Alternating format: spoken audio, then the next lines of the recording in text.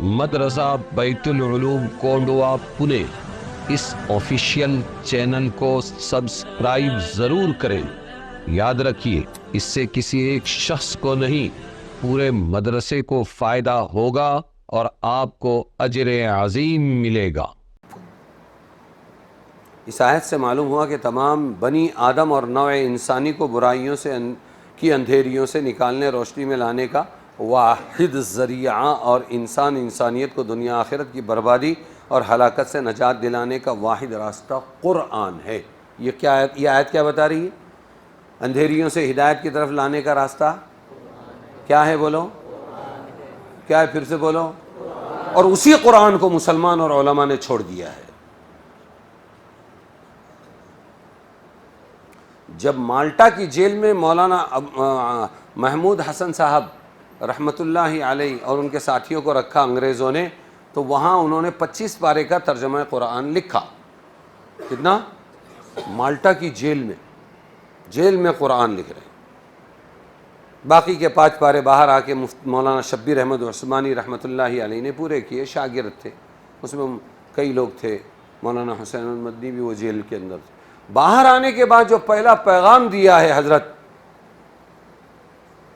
شیخ الہند محمود حسن صاحب نے، وہ یہ کہا، میں اس نتیجے پہ پہنچا ہوں یہ امت کی گمراہی اور بربادی کی اصل وجہ قرآن سے دوری ہے، اس لیے اب قرآن کے ترجموں کو زندہ کرو، قرآن کی تفسیروں کو زندہ کرو۔ کیا کرو؟ موقع ہے اس لیے سن لو۔ اور ایک ترجمہ لکھا تھا ہمارے مولانا ابوالکلام آزاد، بہت جیلوں میں رہے، نہرو، گاندھی وغیرہ کے ساتھ، 18 پارے کا ترجمہ انہوں نے بھی لکھا۔ لیکن میرے علم میں ہوگا کہیں، میرے علم میں جیل کے اندر کسی کا ترجمہ قرآن مکمل نہیں ہوا۔ سب سے زیادہ وہ شیخ الہند صاحب نے 25 پارے لکھے، لیکن ایک ہے میرے علم میں جس کا ترجمہ قرآن پورا ہوا، اور 32 یا 33 دن کے اندر پورے 30 پاروں کا ترجمہ پورا ہوا، اور الحمدللہ وہ بندہ ہے۔ وہ کوٹ کا نکال آ جائے گا تو چھپ کر ترجمہ آپ کے سامنے آ جائے گا، اس کے لیے روک کے رکھا ہوا ہے۔ تو یہ دیکھیے کہ قرآن ہی ہدایت کی کتاب ہے، اور افسوس یہ ہے کہ جو ہدایت کی دعوت دینے والے ہیں وہ قرآن کو چھوڑ کر ہدایت کی دعوت دے رہے ہیں۔ ارے سمجھ رہے کہ نہیں سمجھ رہے؟ بعض مرتبہ ان سے غلطیاں یہ بھی ہو جاتی ہے، کیا ہے؟ تفسیر یہ اپنا کام نہیں ہے۔ کیا اپنا کام نہیں ہے؟ ہدایت کی کتاب کون سی ہے؟ اس کے بغیر کوئی ہدایت؟ جو نہ تھے خود راہ پر اوروں کے ہادی بن گئے۔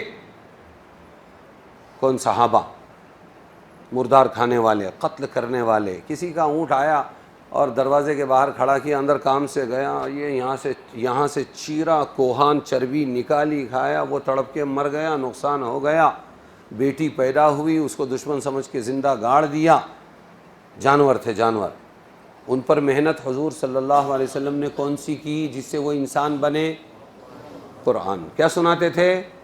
تو جو نہ تھے خود راہ پر اوروں کے ہادی بن گئے، کیا نظر تھی جس نے مردوں کو مسیحا کر دیا۔ مردے زندگی دینے والے بن گئے۔ سمجھے کہ نہیں؟ بہت اہم پوائنٹ ہے یہ، کہ یہ سمجھا رہی ہے یہ آیت کہ ہدایت کی کتاب کون سی ہے؟ قرآن۔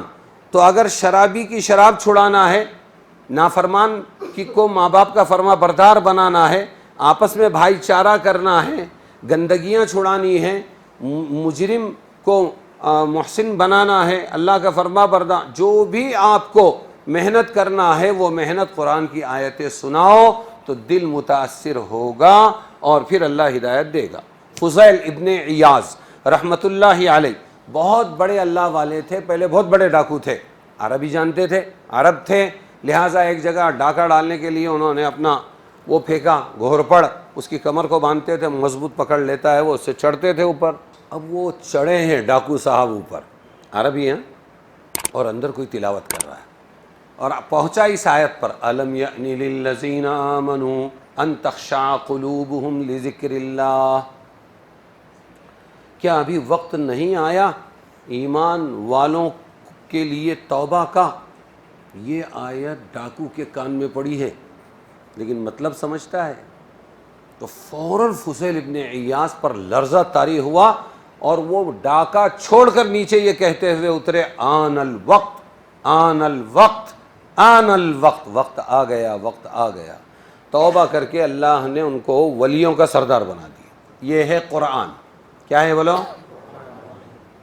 اور اسی قرآن کو میں نے کہا عوام نے نہیں چھوڑا، مسلمانوں نے، علماء نے چھوڑ دیا ہے، علماء نے چھوڑ دیا۔ علماء کی ذمہ داری تھی، ایک آیت کیوں نہ ہو، بلغوا عنی ولو آیا، ایک لوگوں رکو، ایک آیت کا ترجمہ سن کر جاؤ، یہ کہنا چاہیے تھا۔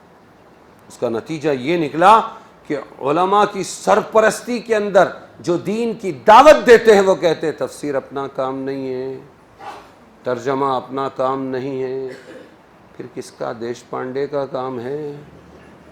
مسجد میں اور مرکز کے اندر اگر یہ نہیں پڑھیں گے تو کیا مندروں میں جا کر پڑھیں گے؟ کہاں پہنچ گئی امت؟ امت نہیں رہی، بن گئی گمت۔ ہاں، تو یہ کہہ رہے ہیں جتنا جتنا لوگ قرآن کے قریب آئیں گے اسی انداز سے ان کو دنیا میں بھی امن و امان، عافیت، اطمینان نصیب ہوگا اور آخرت میں بھی فلاح و کامیابی حاصل ہوگی، اور جتنا اس قرآن سے دور جائیں گے اتنا ہی دونوں جہان کے خرابیوں، بربادیوں، مصیبتوں اور پریشانیوں کے غار میں گر جائیں گے۔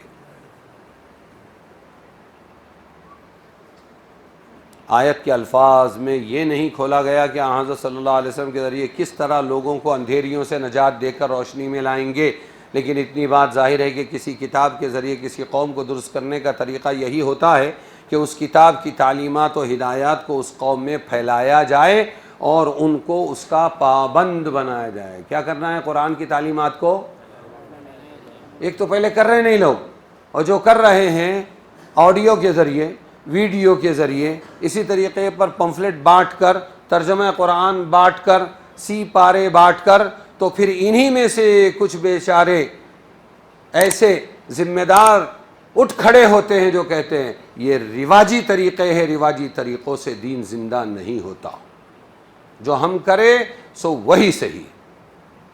انا للہ و انا، ارے جو جیسا کر رہا ہے کرنے دو اس کو، قوم میں پھیلا رہا ہے پھیلنے دو۔